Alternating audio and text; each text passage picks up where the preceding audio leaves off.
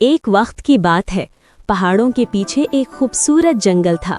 जंगल में हर तरफ रंग बिरंगे फूल खिले रहते थे, परिंदे गाते रहते थे और हल्की सी ठंडी हवा चलती रहती थी। उस जंगल में एक प्यारी सी रेनबो परी रहती थी।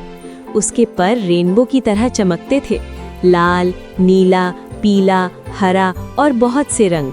जब वो उड़ती थी तो आसमान में रंगों की लकीर बन जाती थी। रेनबो परी सब जानवरों की दोस्त थी। खरगोश, हिरण, तितली और छोटी गिलहरी सब उससे मिलने आते।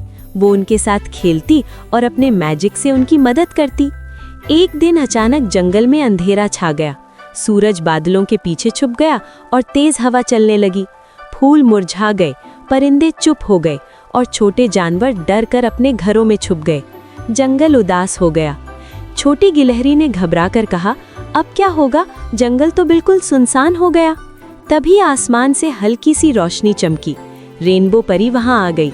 उसने प्यार से कहा, डरो मत, मैं हूं ना, हम मिलकर जंगल को फिर से खुश करेंगे। सब जानवर उसके पास आ गए। रेनबो परी ने अपने रंगों का मैजिक शुरू किया। सबसे पहले उसने पीला रंग निकाला। अचानक रोशनी फैल गई और अंधेरा कम हो गया।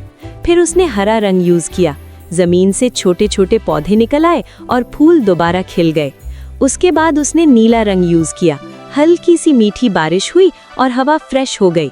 आखिर में उसने लाल रंग यूज किया। सब जानवरों के दिल में हिम्मत आ गई और वो खुशी से नाचने लगे। थोड़ी देर में पूरा जंगल फिर से रंगों से भर गया। परिंदे गाने लगे, तितलियां उड़ने लगीं और खरगोश खुशी से उछलने लगा। सबने मिलकर कहा, थैंक यू रेनबो परी, तुमने हमारा जंगल बचाया।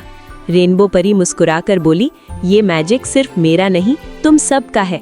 जब हम मिलकर मदद करते हैं तो जिंदगी रेनबो की तरह खूबसूरत हो जाती है।